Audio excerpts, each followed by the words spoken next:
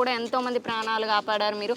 అట్లాంటి మీకు గవర్నమెంట్ ఎందుకు ఇంత నిర్లక్ష్యం చేస్తుంది? మీరు ఎన్నిసార్లు ధర్నా చేస్తున్నప్పటికీ కూడా అప్పటికప్పుడు మాట్లాడుతున్నారు తప్ప ఎవరు ఇంకా మాట్లాడట్లేదు. తర్వాత చర్యలు ఉండట్లేదు. ఆ ర్యాలీ చేసినంతసేపే ఉంటుంది, కానీ తర్వాత మళ్ళీ ఎవరు పట్టించుకోవట్లేదు. దీని మీద ముందుకు ఎలా వెళ్ళబోతున్నారు? మీ ముఖ్య డిమాండ్ ఏంటి? అది ఒక్క సంఘటనే కాదు, దేశవ్యాప్తంగా చాలా హాస్పిటల్లో ఇలాంటి దయనీయ పరిస్థితులే ఉన్నాయి. దీనికోసం ఇప్పుడు ర్యాలీకి దిగాం. అక్కడ జరిగిన అమ్మాయికి న్యాయం కోరుతూ దాంతోపాటు ఇలాంటి సంఘటన మళ్ళీ రిపీట్ కాకుండా ప్రతి ఒక్క గవర్నమెంట్ కాలేజ్లో proper facilities, proper supervision and surveillance ఉండాలి. సీసీటీవీ కెమెరాస్ ఉండాలి, సెక్యూరిటీ ఉండాలి. 24 hours డ్యూటీ చేస్తాం, నైట్ డ్యూటీ చేస్తాం. ఎలాంటి వాళ్ళు వస్తారు? గవర్నమెంట్ అంటే అన్ని రకాల వాళ్ళు వస్తారు. వాళ్ళ మెంటల్ స్టేటస్ మనం అసెస్ చేయలేం. అక్కడ పేషెంట్ని డౌట్ చేయడానికి ఉండదు. పేషెంట్ అటెండర్స్ వస్తారు, చాలా మంది వస్తారు. ఒక పేషెంట్తో 4-10 మంది ఇట్లా వస్తూ ఉంటారు. వాళ్ళు ఎలాంటి మైండ్ సెట్ ఉంటుందో మనకు తెలియదు. అందుకే proper security, proper CCTV surveillance, దాంతోపాటు అక్కడ చదివే డాక్టర్స్కి, పీజీస్కి proper room facilities, rest rooms and water. ఇంకొక ఎగ్జాంపుల్ చెప్తాను. నైట్ డ్యూటీ ఉంది, నాకు వాటర్ లేదు.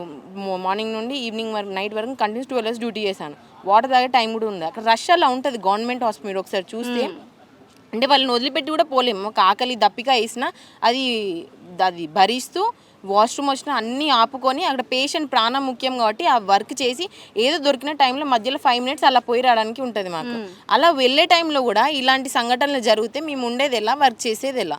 వాటర్ కోసం బయటికి పోతే నైట్ డ్యూటీలో మొత్తం స్ట్రీట్ డాగ్స్ అన్నీ ఉంటాయి, మళ్ళీ వెనుకకు రావాలి. లేకపోతే ఎవరెవరో ఉంటారు, తాగుతూ ఉంటారు, సిగరెట్ తాగుతూ ఉంటారు. అంత గ్యాంగ్ గ్రూప్స్ ఉంటాయి. సెక్యూరిటీ ఉండదు, ప్రాపర్ సీసీటీవీ సర్విలెన్స్ ఉండదు. ఇలా రెస్ట్ రూమ్కి రెస్ట్ తీసుకోవడానికి వెళ్ళిన డాక్టర్ పరిస్థితి ఇలా అయింది. అక్కడంటే ప్రాపర్ రెస్ట్ రూమ్ లేక లాక్ వేసుకోవడానికి ఒక రూమ్ ఉన్నా కూడా చూసారా మీరు? తను ఎంతగానో అంటే పోలీస్ అధికారి వెల్లడించింది, తను ఎంతగానో పోరాడింది. అక్కడ చిల్లగా పడినటువంటి సామాగ్రి ఏదైతే ఉందో అంతా చూస్తే డిఫెన్స్ లాకుంటే ఇది జరగకపోయేది. పోస్ట్ మార్టం రిపోర్ట్ చూస్తే మనకి ఏమర్థమైంది, తను ఎంత స్ట్రగుల్ పడ్డది, తను ఎంతో పోరాడింది. ఎంత పోరాడితే వాళ్ళంతా హింసించారు ఆమెని. ఫేస్ మీద, చేతుల మీద ప్రతి ఒక్క చోట గాయాలు ఉన్నాయి. కళ్ళల్లో స్పెట్స్ ఇరిగి తన కళ్ళల్లో ఉన్నాయంటే వాళ్ళు ఎంత టార్చర్ చేసి ఉంటారు. ఈవెన్ ఓన్ హస్బెండ్ తనకి ఇష్టం లేకుండా తనను అనుభవించడానికి లేదు, అది కూడా రేపు కిందకు వస్తుంది అంటూ వారి మీద కూడా చర్యలు తీసుకునే చట్టాలు ఉన్నాయి మనకి. కానీ ఇట్లాంటి సంఘటనలు జరిగినప్పుడు ఖచ్చితంగా విత్-ఇన్ డేస్లో కానివ్వండి, సర్టే టైంలో ఉరిశిక్షలు పడే ఛాన్సెస్ లేక ఇలాంటివి ఎక్కువ అవుతున్నాయా? అసలు ఎలా చూడవచ్చు దీన్ని? ప్రాపర్ భయం లేదండి జనాల్లో. ఇది మన ఇండియాలో ఏం చేసినా మనల్ని ఎవరు చేయలేరు, ఏమి చేయలేరు అనే మైండ్ సెట్తో ఉన్నారు. అది తొలగించాలి, అందరిలో భయం పుట్టించాలి. అలాంటి చట్టం రావాలి. ఫస్ట్ ఆఫ్ ఆల్ ఈ కల్ప్రిట్స్ ఎవరున్నా వాళ్ళని బయటికి తీసుకురావాలి. ఎంతమంది ఉన్నారు, ఎవరెవరు ఉన్నారు, ఎందుకు ఇలా చేశారు, వాళ్ళని బయటికి అదే కదా. ఇప్పుడు ఇలా వీళ్ళు ఇంత చేసినా కూడా బయటికి రాలేదంటే మిగతా వాళ్ళకి ఇంకా కరేజ్ పెరుగుతుంది కదా, ధైర్యం.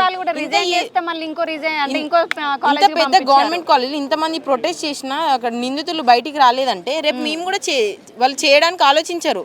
గదే జరిగింది, వాళ్ళు బయట వాళ్ళు మనకేమైతుందిరా చేసేద్దాం రాని ఇలా ఎంతో మంది చేస్తూ పోతుంటారు.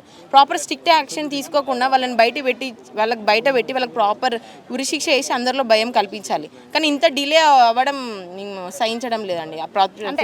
ఈ కేసుని సిఐడికి అప్పగిచ్చారు, దీంతో అయిపోయినట్టేనా? ఇంకా లేదు, అసలు ఇంకా ముందుకు జరగట్లేదు. కేసు ఎక్కడ ఉన్నదో అక్కడే ఉంది, ఎవరు బయట పడట్లేదు. ఎందుకు జరిగింది, ఎలా జరిగింది, అసలు ఎవరు ఏం చేశారు, అక్కడ సంఘటన ఎలా జరిగింది, అంతమంది ఒక ఇన్స్టిట్యూట్లో జరిగింది, అక్కడ ఎవరు చూసి ఉండరా? అది ప్లేస్ అంటే అక్కడ ఉన్నటువంటి ఉన్నతాధికారుల మీద కూడా ఇప్పటి వరకు కూడా సస్పెండ్ వేటు కూడా పడలేదు.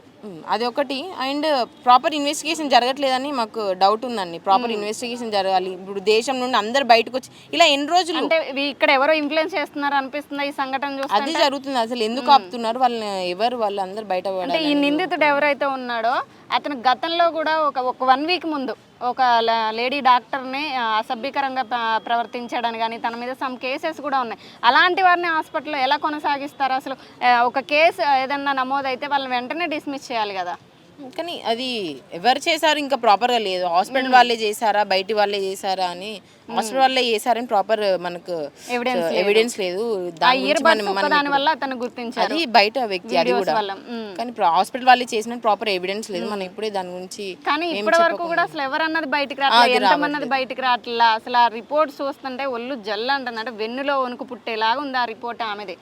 అది ప్రాపర్ నిందితులు తొందరగా బయటికి తీసుకురావాలని మేము కోరుతున్నామండి. ఇవి ప్రాపర్ రిజల్ట్ వచ్చే వరకు ఇలానే పోరాటం కొనసాగిస్తున్నాం. ఇప్పుడు అందరు ఎఫెక్ట్ అవుతున్నారు. హాస్పిటల్ మేము బయటికి రావడం వల్ల పేషెంట్ చాలా సఫర్ అవుతుంది. అది కూడా మేము చూడలేకపోతున్నాం. ఇలా ఎన్ని రోజులని మేము ఇలా ర్యాలీ చేస్తూ బయటికి వస్తూ ఉండాలి.